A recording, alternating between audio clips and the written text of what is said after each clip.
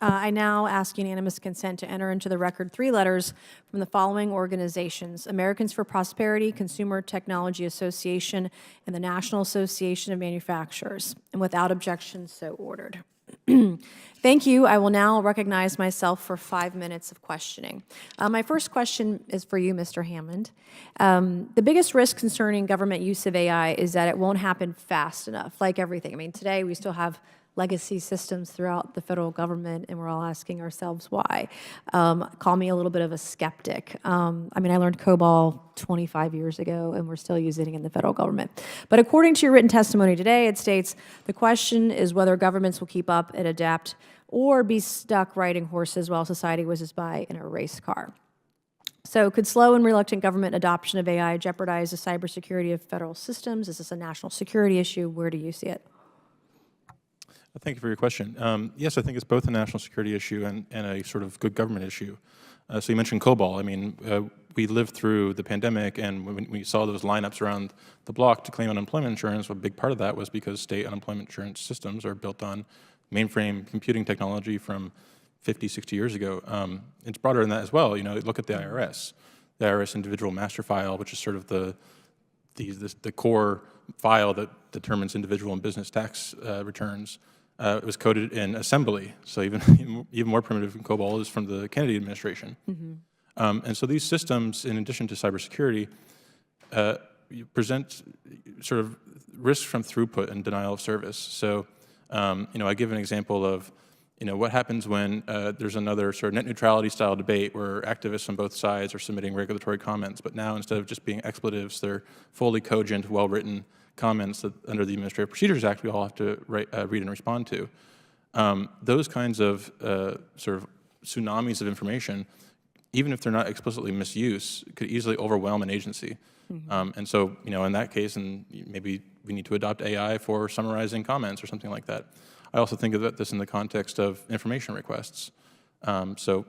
Or filtering data is another, you know, way to do that as well. And I'm sorry to cut you off because we're at 3 minutes now. I'd like to ask a question of Dr. Ho. You've written about the lack of AI talent in government and the failure of this administration to timely implement AI-related mandates. I think you said in your testimony like 1% of AI people qualified in AI are in the public service, public sector. So under this new EO, it's got 150 new tasks to perform. Based on your count, do you expect federal agencies to meet the timetables for action set out in the EO?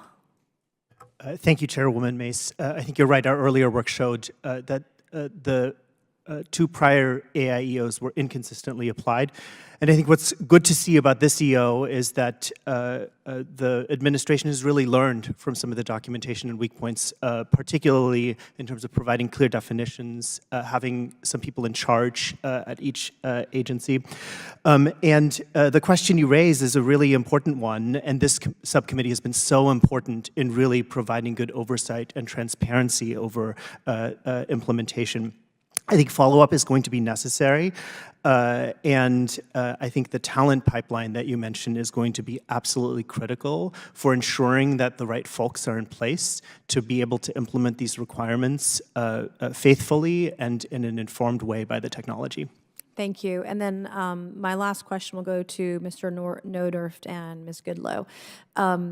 By farming out so many decisions to individual agencies, are either of you worried about the EO and the guidance might lead to multiple conflicting AI enforcement regimes within the government? How is that going to work? What does that look like to you? So that is one of my bigger concerns here. There's a lot of emphasis, and look, risk decisions and risk management is at the agency level, and it should be. And there are very specific use cases for every AI deployment. That said, there is a gap between the guidance that is currently being provided and the way that guidance can be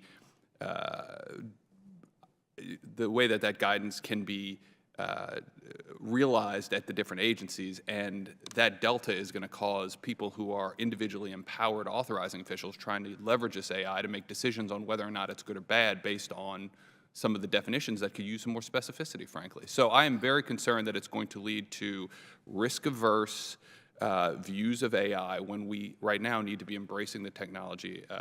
Thank you. I'm going to give the last 25 seconds to Ms. Goodloe. Thank you for yielding back. Thank you, Chairwoman Mace. I think the need to coordinate actions across agencies is one of the biggest challenges and opportunities with this executive order. We see a range of agencies tasked with conducting different reports, consultations, and issuing rules, and I think the need to coordinate those to ensure we have a harmonized policy across agencies is imperative.